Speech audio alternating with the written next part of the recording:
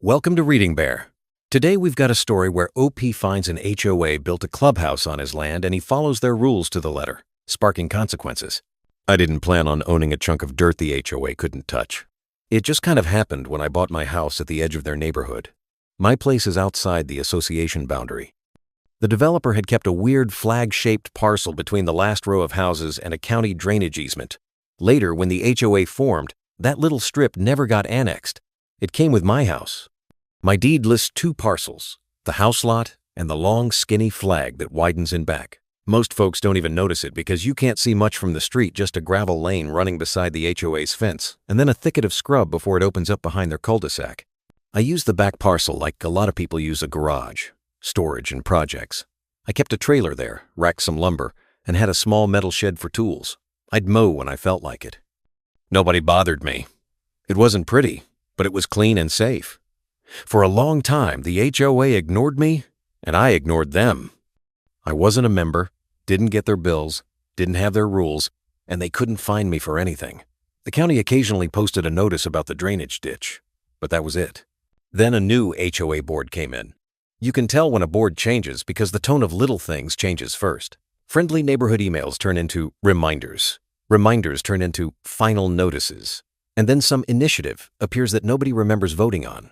In my case, their new initiative was a clubhouse and pocket park. They wanted a place for meetings, kids' parties, and their monthly farmers market. If they'd built it on their own land, this wouldn't be a story. Phase 1 was surveying. I noticed neon flags popping up near my gravel lane. They were too close to my side, so I walked out and asked the three guys poking rods into the dirt who hired them.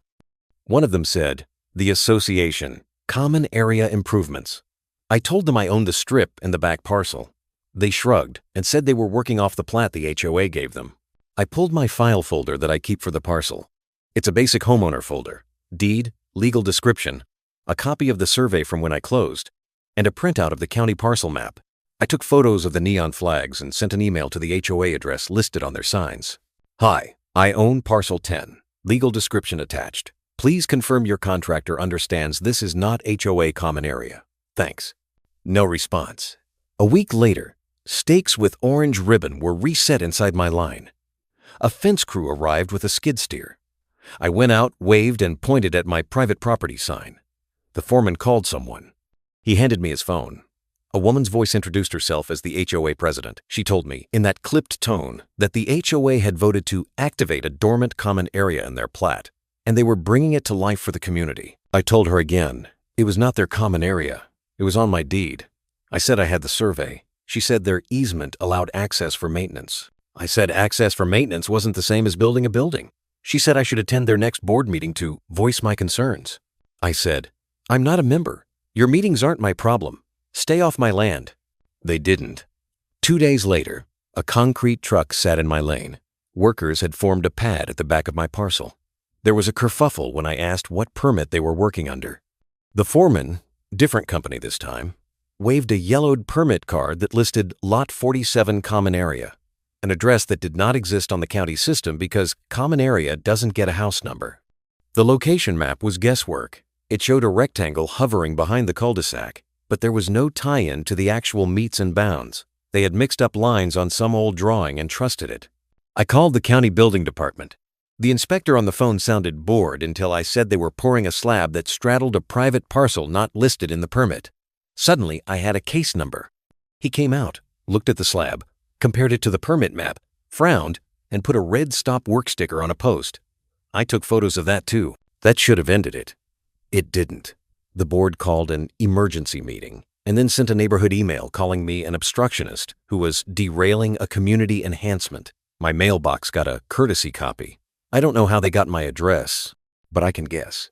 The email said they had consulted counsel, invoked some nonsense about adverse possession, and told residents the clubhouse would open soon. Let me pause and say, people throw around adverse possession like it's a magic word. It's not. It requires open, notorious, hostile use for a long time. You can't claim it in a month because you put a picnic table somewhere. And you definitely can't claim it against someone who has a deed and keeps mowing. I knew that without a lawyer. They resumed work on a Sunday when the county wasn't going to come out. In 2 days, they had walls up. Trusses arrived on a flatbed. The framing crew hung sheathing. They ran conduit. They even delivered a prefab bathroom module.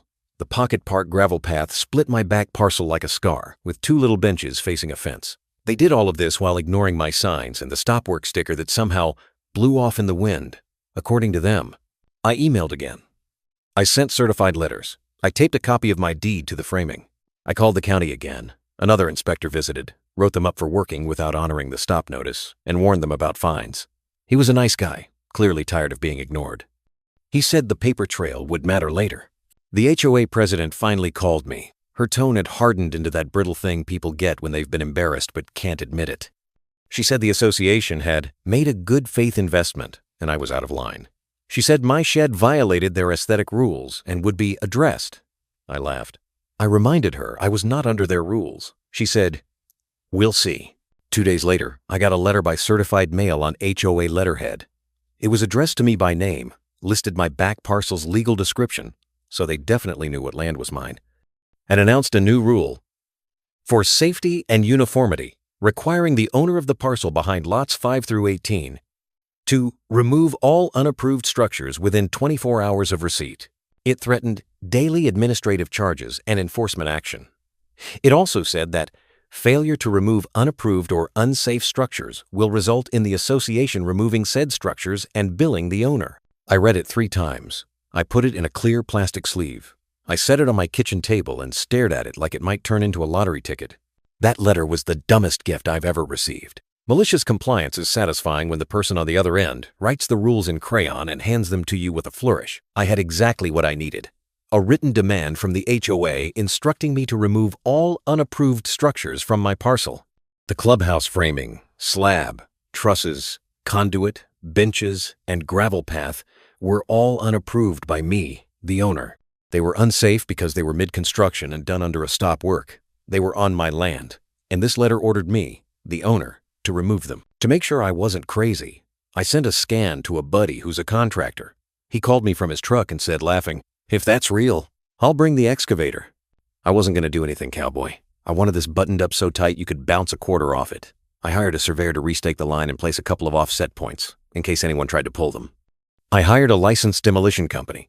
I called the county building department, explained the situation, and asked what permit or notice I needed to remove an unsafe, unpermitted structure on my own parcel. The clerk put me on hold, then came back and said a demo permit would make everyone happy. She asked for ownership proof.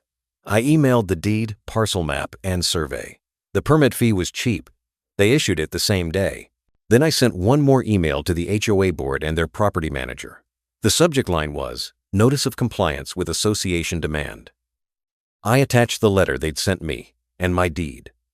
I wrote, "Per your written demand dated, date on their letter, I, as the titled owner of Parcel X, will remove all unapproved and unsafe structures from said parcel.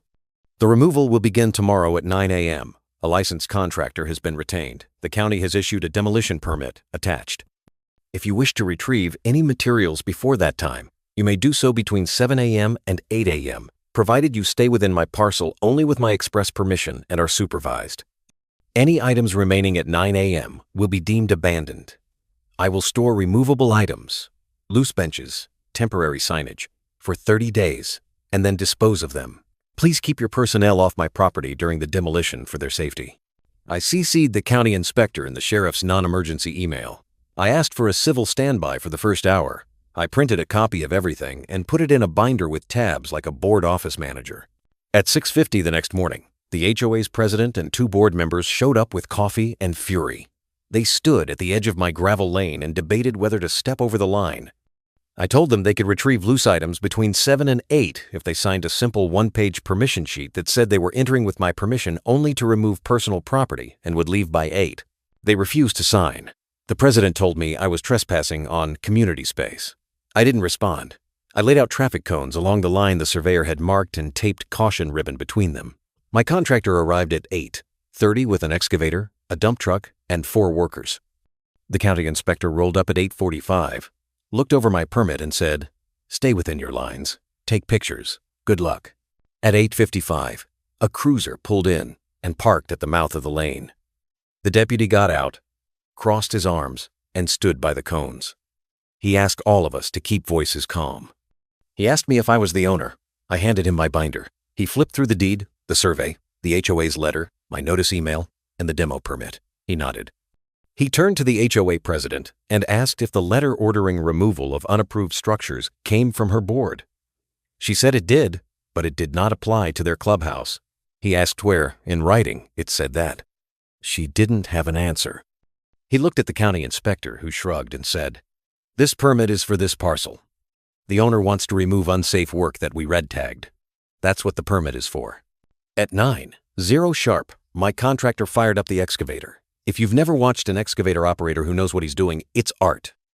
The bucket slid under the first wall and lifted the whole frame like a curtain. Nails squealed out of the plates. The wall tilted, sagged, and flopped onto the slab. The operator worked from the far corner inward, so nothing fell toward the lane. He picked up the segments and laid them in the dump bed like sticks. The trusses came off in 2 long bites. The bathroom module got dragged aside, punctured, and leaked indignantly. The benches went in like matchsticks. The gravel path scraped up in noisy ribbons. It took about 40 minutes to take the building down to a messy rectangle of broken lumber and a slab. The HOA president yelled that she was calling their lawyer. The deputy said, "Ma'am, you're free to do that." She said she'd seek an injunction. The deputy said, "You can take that up with a judge. Today he's got a permit." Then he pointed to the red stop work sticker he had found, stuck to a hedge where someone had tossed it. "And you're not supposed to be working out here anyway." We cut the slab. The saw screamed for a minute. The operator then lifted triangles of concrete into the dump. Rebar twisted like spaghetti, then snapped. The dust was intense, and then it settled. By 11:30, there was a rectangle of dirt where, 6 hours earlier, they'd had walls and a roof.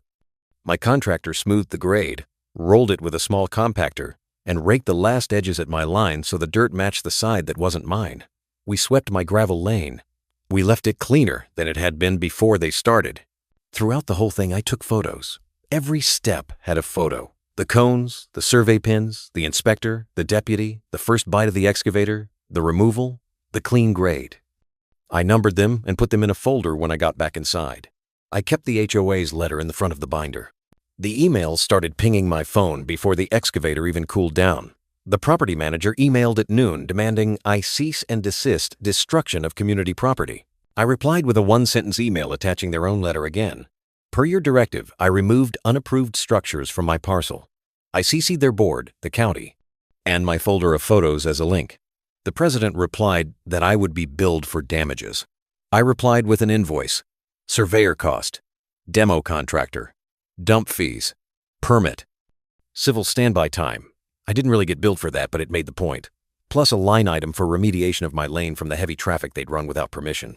I gave them 30 days to pay and said I'd pursue it in small claims if needed and consider a lien. They didn't pay. They did something better. They called their insurance. Insurance companies aren't sentimental. They took one look at the claim file and smelled smoke. The HOA had built without a clean permit, on land they didn't own, after being warned, and then ordered the titled owner to remove unapproved structures. Their policy had exclusions for trespass and work done without required permits. The adjuster called me, asked for my photos and copies of my letters, and then asked if I would give a statement about the timeline. I kept it simple and factual. He thanked me and said he would get back to me. 2 days later, the HOA sent another blast email to the neighborhood saying unforeseen legal issues had delayed the clubhouse and certain third parties had created obstacles. People started gossiping. A couple of the more reasonable residents walked down my lane and asked what happened. I showed them the stake line and how it ran cleanly behind their fences, then jogged to include that back rectangle. When they saw how obvious it was on the ground, one of them whistled and said, "They told us that was common area." I said I understood and that I had no issue with them personally. One of them said he planned to run for the board. I also got a letter from a lawyer the HOA retained. It was one of those long, blustery letters that uses words like hereinafter and enjoined. It accused me of destruction of property, interference with community assets, and harassment. It demanded I refrain from further action and suggested I had misrepresented ownership. It ended with a threat to seek attorney's fees. I forwarded it to a local attorney who had written a demand letter for me once in a different matter. He called me, laughed for a while, and asked for my binder. I handed it over. He wrote a 2-page reply with exhibits. His letter pointed out that the HOA's board had ordered me to remove unapproved structures by a date and time certain that I had complied exactly with their written demand, that I had a county permit, that the county had twice red-tagged their construction, and that they had built on a parcel they did not own. He included a copy of the insurance adjuster's request for my timeline. He closed with a request for reimbursement of my documented costs, and a reminder that if they didn't pay, we would bring claims for trespass, conversion, and private nuisance, and seek injunctive relief preventing them from entering my parcel again. The next board meeting was ugly. I didn't attend, but people sent me video clips and summaries. Apparently, a lot of residents were fine with the idea of a clubhouse until they learned it had been built by stomping on someone else's property and ignoring county orders. A man stood up and asked the president why she had kept going after the stop work notice. She said, "Because we had momentum." A woman asked why the association said it had an easement to build when the documents, which someone read aloud, clearly limited it to utility and maintenance access. Someone else asked about the cost. The treasurer admitted they had paid out deposits, progress payments, and materials money that might not be recoverable. Then the insurance denial landed. The board tried to limit discussion, but residents are resourceful. They circulated a recall petition right there. The president banged a gavel a lot. It didn't help. Back and forth letters followed. My attorney kept it dry and boring, which is exactly what you want. He proposed a settlement. They would reimburse my costs, survey, demolition, permit, cleanup, pay a modest sum for loss of use and annoyance, record a boundary line acknowledgement in the county records affirming my parcel and its exact metes and bounds, and agree to a no trespass without written permission covenant that bound future boards. In exchange, I would release past claims. If they refused, we'd file suit and ask for everything plus punitive damages and a court order to remove any remnants they left. While that was pending, I installed a simple fence along my line. Nothing fancy steel posts and welded wire panels secured with clamps and set into concrete. I hung signs: private property, no OA access, no trespassing. I put in a gate with a lock. I added a couple of cameras that watched my lane.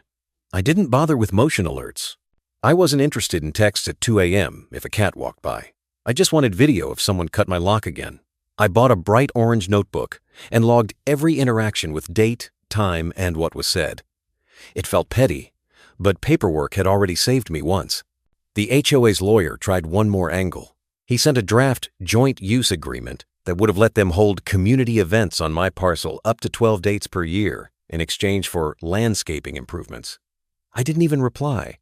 My attorney wrote back that any use would require market rent, proof of insurance, naming me as additional insured, security, and a bond. That letter never got a response. 30 days after my invoice, we filed in small claims for the costs, if only to keep the pressure on. That was the same week the recall succeeded. The president and the treasurer were out. A new interim board formed. Their first move was to send me a polite email asking if we could reset. I said we could do that by signing the exact settlement my attorney had already offered. They asked for a discount. I said no. They signed. They cut me a check for the full amount of my documented costs, plus the annoyance number. They recorded the boundary acknowledgement so there would never again be confusion about lines. They signed a covenant that any board action on my parcel required my written permission. They also agreed to pay the county's fines, which had added up, and to submit any future plans to the building department with a surveyed site plan. When the check cleared, I had coffee on my back steps and looked out at my now empty, quiet rectangle.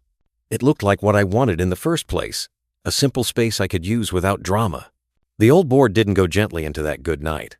The former president posted a rant on the neighborhood app accusing me of destroying a community asset. Someone linked to the county parcel map under her post. The comments got spicy. I stayed out of it. The new board posted a boring update about land title issues and permit compliance and asked for volunteers for a facilities committee. Meanwhile, I cleaned up my own stuff. I replaced my dented metal shed with a better one, placed on pavers with anchors that met the county's requirements for a small accessory structure. I hauled the lumber I'd been hoarding to a proper rack. I put a little pea gravel around the gate area to keep mud down. I left a grass strip along the fence because green keeps tempers down as much as boundaries do. A week later, the new president, different person, entirely asked if we could meet. We spoke in my driveway. She was apologetic in a human way, not the fake bored way. She said the board had relied on a sloppy map and kept going when they should have stopped. And she didn't blame me for being angry. She asked if, when they redesigned the clubhouse for a different spot, actually on their common area this time, I'd be willing to review the plans for any overlaps. I told her I wasn't an engineer, but I'd look to make sure they stayed on their side. She also asked if there was any way to put a path along my fence for kids to cut through to the school bus stop without running along the street. I told her no. She nodded, said she understood, and said the board would get it surveyed properly. I appreciated that she asked, instead of declared, if you want the short version of the legal side. The HOA tried to walk back their letter after the fact by saying it wasn't meant for the clubhouse. The letter didn't say that. It was general, and it named my parcel. When you write a broad order, like remove all unapproved structures, and you address it to the owner, you don't get to act surprised when the owner removes all the unapproved structures, especially after you're told, in writing, not to build there and you do it anyway. Could I have sued for more? Maybe. My attorney said we had a shot at more damages if we fought for a year. I didn't want a year of depositions, motions, and court dates over lumber and arrogance. Getting my costs covered, getting the boundary recorded, and getting a promise they'd stay off my land was enough for me. Malicious compliance doesn't have to end with someone paying millions. Sometimes it ends with them hauling away the mess they made and signing a piece of paper that means they can't do it again. The funniest coda happened a month later when a neighbor kid set up a lemonade stand near the cul-de-sac. He had a hand-drawn sign that said, Clubhouse Fund. I bought 2 cups and told him I supported lawful construction. He blinked and said, my mom said the old board was dumb. I told him I wasn't going to argue with his mom. In case anyone's curious how it felt standing there with an excavator knocking down a building a bunch of grown adults had insisted was theirs, it felt like finally setting a heavy box down. I didn't whoop or dance. I didn't high-five the operator. I watched the bucket lift the first wall, and I thought about every time I had tried to do it the easy way, emails, phone calls, certified letters, a conversation by the fence, and how each time they had chosen to steamroll instead. Then I thought about their letter with the 24-hour deadline and how, for once, I got to be the person who followed instructions. After that, life went back to normal. My projects came out of the shed when I had a free Saturday. The county mowed the drainage ditch. The HOA built a different kind of clubhouse on a small, awkward triangle of land near their entrance, set back properly, with a smaller footprint and a lot more paperwork. They brought in a real surveyor. It took them longer, people grumbled, but it was theirs, and they did it without touching my parcel. I drove past it once. It looked fine. There were balloons for the opening. I didn't stop. I'm not a member. What I learned is simple. People who live by paperwork hate it when the paperwork works against them. If you stick to facts, keep your records, and read the words they write, you can make those words do a lot of the heavy lifting for you. They told me to remove all unapproved structures from my land. I did exactly that. The next day, and because someone will ask how to win against an HOA, I didn't win in the sense of crushing them in court and getting a giant check.